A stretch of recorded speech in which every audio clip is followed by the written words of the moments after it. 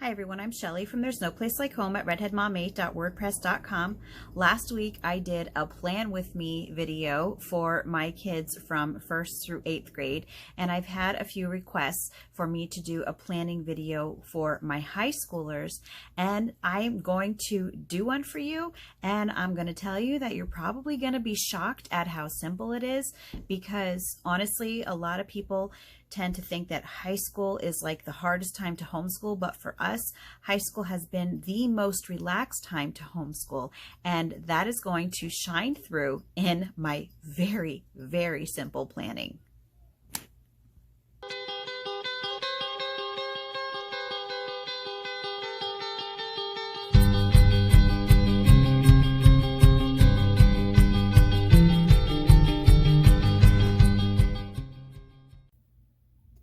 Okay, I have just one minor caveat before I start this video. Although I have titled it as Planning a Homeschool Week with Me, to be honest with you, what I am going to show you is how my high schoolers do their school pretty much every day. They have the same routine that they stick to all through the weeks, with very few exceptions. So to be honest with you, I don't even have to write down what they're doing in a planner.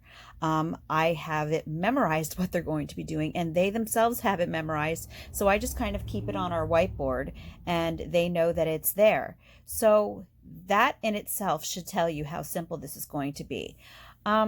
But I'm going to write it down in this book just so that you can understand how it is that we do things in our homeschool and how I plan things with my high schoolers.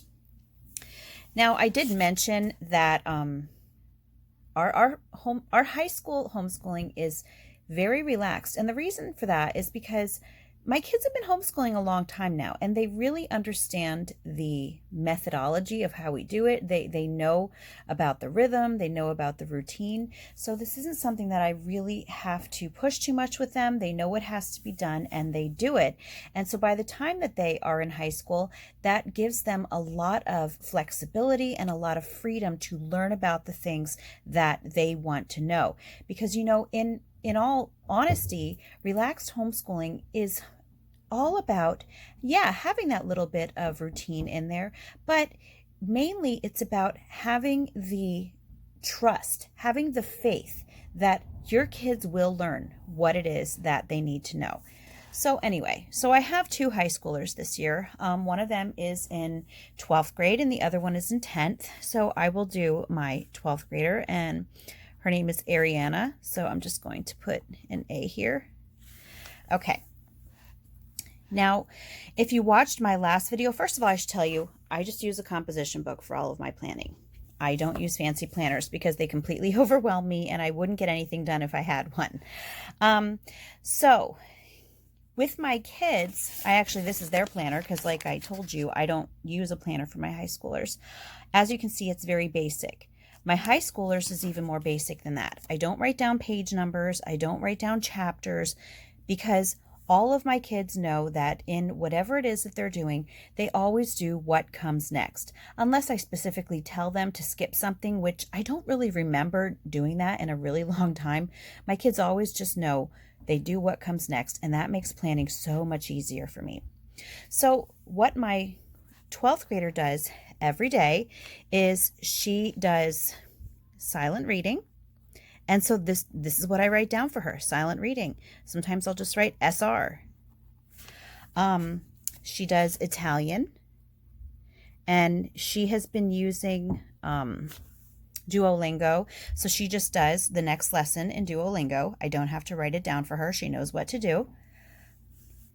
She does CTC math. So I just write down math. Again, it's just whatever the next lesson is. She does grammar. She's been using daily grams. So again, whatever the next lesson is.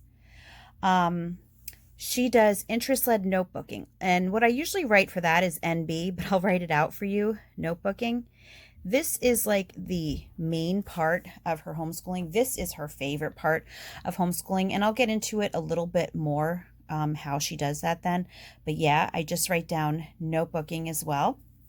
And the last thing that I write down for her is Bible. I don't always write it in this order because she just does it whenever she wants to. As long as she gets her work done by the end of the day, I'm happy. The only thing that I do usually try to set a time with both of my high schoolers is math, because if they ever need my help, I don't want to be helping them at 11 o'clock at night. So I do tell them to ask me for help by like 6 or 6:30 if they're going to need it.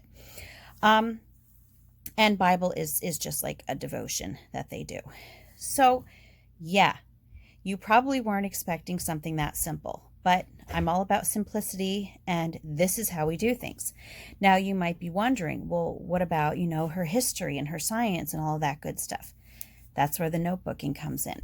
My daughter absolutely loves to write. So right now she's working on a notebook about dreams. Not dream interpretation, which I know a lot of people are probably thinking. She is actually studying the neurological aspect of dreams and what causes them. And she's been working on that for several weeks now. So in the past, she's also done a notebook on medicinal plants. She's done a notebook on European folklore. She's done one on World War II. She's done one on Salem witch trials. She's done one on Egyptian mythology. So as you can tell, just from those few notebooks that I mentioned, and that certainly isn't all of them that she's done, but just from those, you've got science when it comes to, the dreams and the medicinal plants.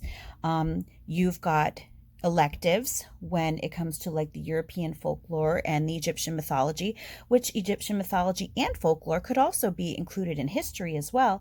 And she's got the history going with the World War II and the Salem witch trials.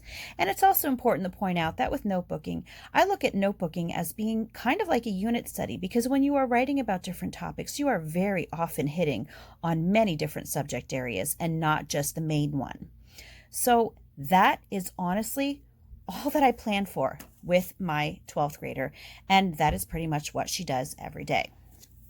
Now, my 10th grader, hers is a little bit different. She actually has 2 different plans. She kind of alternate days. We change things up a little bit with her. So I will do hers as D1, day 1, and day 2. Okay, I don't ever date things in my planners because that's another thing that I just find to be too stressful. And you'll see, even with my younger kids, it's just day 1, day 2, day 3, day 4, day 5. Okay, so with my 10th grader, hers is very similar to my 12th graders, but it does have its differences. She also does silent reading.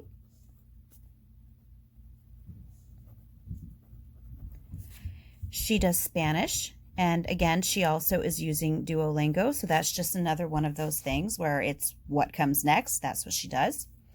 She also does Life of Fred Language Arts. So she just does whatever chapter is next for Life of Fred Language Arts. Okay.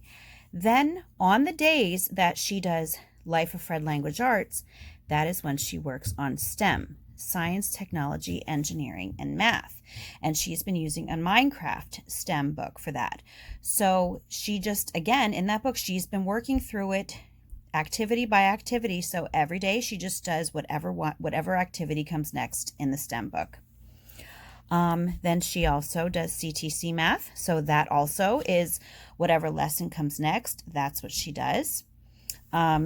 She does Bible. And I also have her do math drills every day just to brush up and get a little bit faster on some things that I wanted her to just be able to move a little bit more quickly on. And that's it for day 1, and as you can see, I'm not writing page numbers. I'm not writing chapters. I'm keeping things very simple, but she knows what she has to do and she does it. And same thing with my older daughter. She can get these things done whenever she wants to throughout the day, as long as it's done by the end of the day. So now day 2 will look very similar to this, but a little bit different. So she does silent reading every day.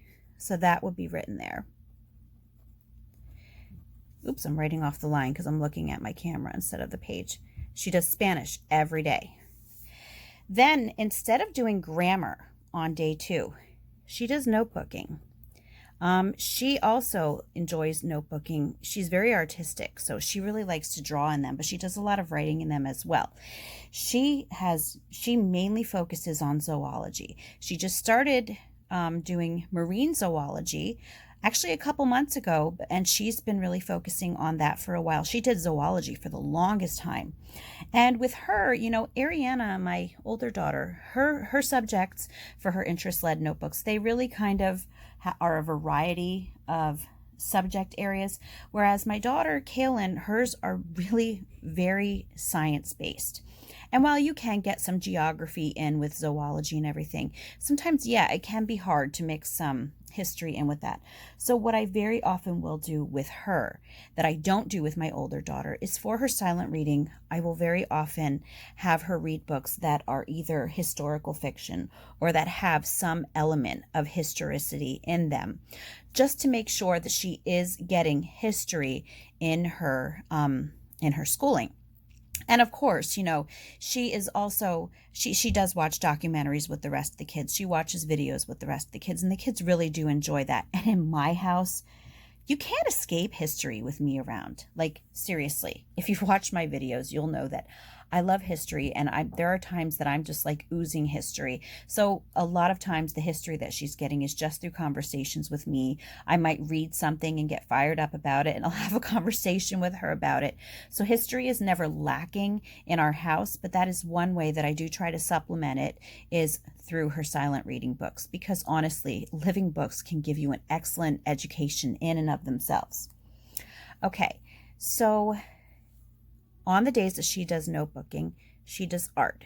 She's been doing an abstract art program through Raising Da Vinci, and that's just another one of those things. Whatever lesson is next is what she does. No need to write anything down.